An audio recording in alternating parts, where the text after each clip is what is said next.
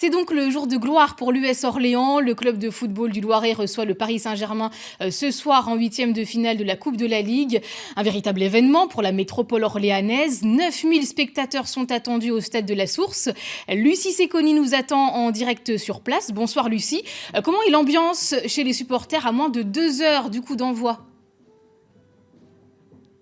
Eh bien, vous l'entendez, l'ambiance est à son comble ici. Nous sommes devant l'entrée des supporters du stade de la Source, des supporters très impatients.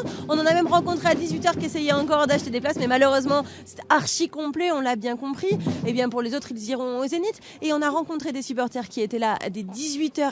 Impossible de rater l'entrée d'ici. Il y a des zones de sécurité qui sont importantes. Eh bien, ils étaient impatients puisqu'ils espèrent voir un exploit. Orléans, PSG est bien le grand favori, on l'a bien compris. Mais Orléans peut réaliser l'exploit. Peut-être comme en 89, on a rencontré des gens qui y étaient. En espérant un miracle. Mais bon, on a du mal à y croire. On aurait bien un petit exploit d'Orléans. Ce sont les supporters d'Orléans quand même, quoi. Et donc on voudrait bien que ça se passe bien pour le prochain tour et on ne sait jamais recevoir une autre équipe. Avec Karim Ziani et Pierre Boubi, on peut que gagner franchement. Pierre Boubi derrière ça passe pas et Karim Ziani il va nous faire un match comme il y a 10 ans à l'OM et ça va on va les gagner à peut-être 2-1, 3-1 et ça va passer quoi. Il y a des supporters de tout âge ici, des supporters parisiens, des supporters orléanais, peu importe. L'important, quel que soit le gagnant, c'est le show, c'est le spectacle, c'est du Mbappé, c'est du Cavani en tout cas. Ils l'espèrent même s'il n'y a pas Neymar ce soir. Ils sont là pour voir le grand PSG. Et même si Orléans perd, ce sera le spectacle qui compte ce soir. Effectivement, merci beaucoup Lucie. On va rejoindre Alain Eudes à présent qui se trouve à quelques mètres de vous sur la pelouse du stade de la Source. Bonsoir Alain, vous êtes avec Philippe Boutron, le président de l'US Orléans Loiret Football.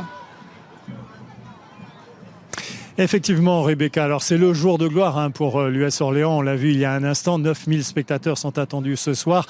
Et quel que soit le résultat de la rencontre, finalement, ce match entrera dans l'histoire de ce club. Et des moments historiques, il n'y en a pas eu tant que ça pour cette US Orléans, puisqu'on se souvient bien sûr de la finale de la Coupe de France perdue contre l'AS Monaco. C'était en 1980. Et puis, il y a eu donc ce fameux 8e de finale de Coupe de France contre le Paris Saint-Germain, gagné, c'était à l'époque en 1989 par match aller-retour. 4-0 quand même pour l'USO sur la pelouse du Parc des Princes à l'aller et puis un 3-3 ici au match retour.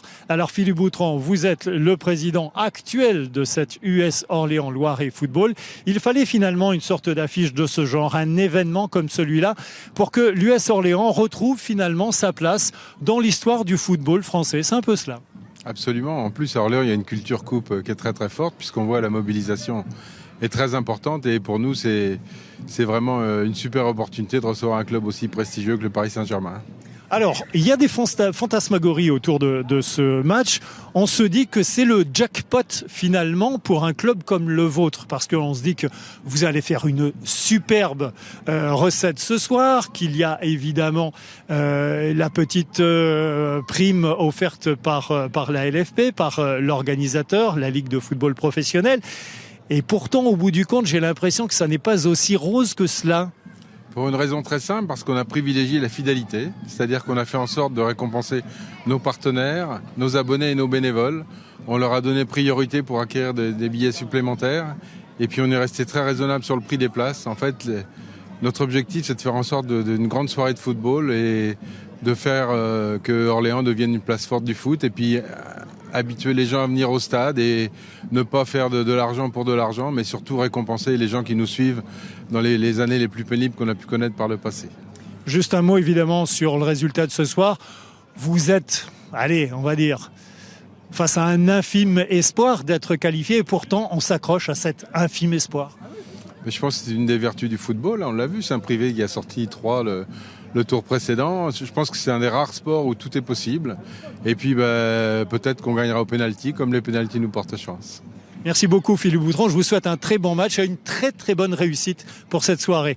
Voilà, à vous Rebecca, évidemment ici la fête va être à son paroxysme dans un petit peu moins de 2 heures.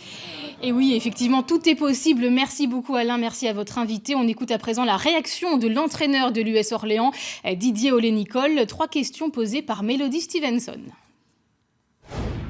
Appréhendez-vous cette rencontre ? Quand on prépare un match et que sur le tableau, on marque Cavani, Di Maria, Neymar, Mbappé, Thiago Silva, etc. Voilà, c'est quelque chose de tout à fait particulier par rapport à nos habitudes.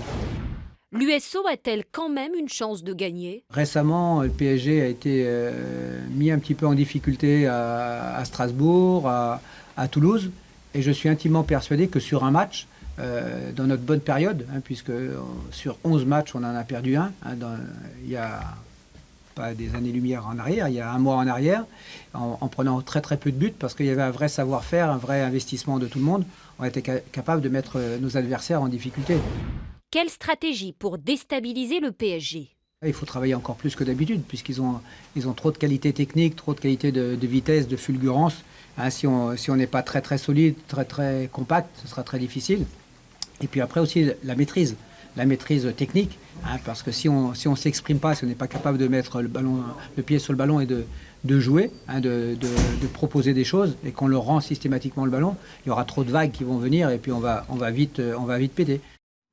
Et pour ceux qui s'en souviennent, l'US Orléans qui bat le PSG, on l'a dit, c'est déjà arrivé par le passé. C'était en avril 1989, lors de la 8e de finale de la Coupe de France. 29 ans plus tard, les anciens joueurs de l'USO se sont réunis lors d'un déjeuner avec l'espoir d'un nouvel exploit.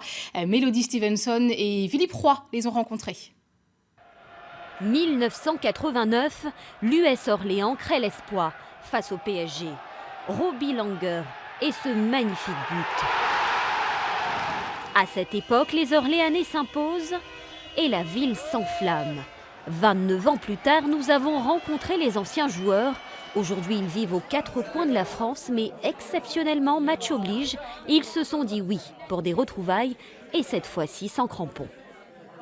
On a tous les mêmes souvenirs, l'arrivée au parc, la découverte du parc, le match retour à la source, le public qui était dans la tribune, un stade plein comme un œuf.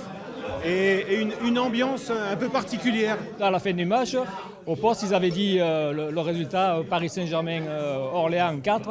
Et les commentateurs avaient dit non, mais vous vous trompez, c'est 4-0. Ils disaient non, c'est bien 0-4 pour Orléans. Donc ça voulait tout dire, quoi. Mais c'est vrai qu'on avait fait un match superbe. Et l'équipe actuelle de l'USO espère à son tour, pourquoi pas résister au PSG, un PSG beaucoup plus grand et combatif aujourd'hui. Rien d'effrayant pour certains, stop au pronostic, le match se fera ce soir. Même s'il y a 1% de chance de se qualifier, un match reste un match. Et je leur souhaite de faire un bon match et pourquoi pas l'espoir. Et pour les réunir, il a fallu beaucoup de patience et de la logistique. Mais au final, quel bonheur de se retrouver. Ça m'a pris beaucoup de temps, ça m'a pris beaucoup d'énergie, beaucoup de petits soucis. Et effectivement, je suis un peu ému parce que pourquoi ? La fête, c'est ce soir. Et puis effectivement, tout a une fin. On va se quitter ce soir. Au bout de 30 ans, on ne verra peut-être pas. 29 ans plus tard, ces anciens joueurs n'auraient manqué pour rien au monde cette ambiance délirante d'avant-match. Et sachez que notre équipe web est aussi mobilisée sur l'événement ce soir. Un live du déroulé du match est à suivre sur notre site et les réseaux sociaux Facebook, Twitter et Instagram à partir de 21h.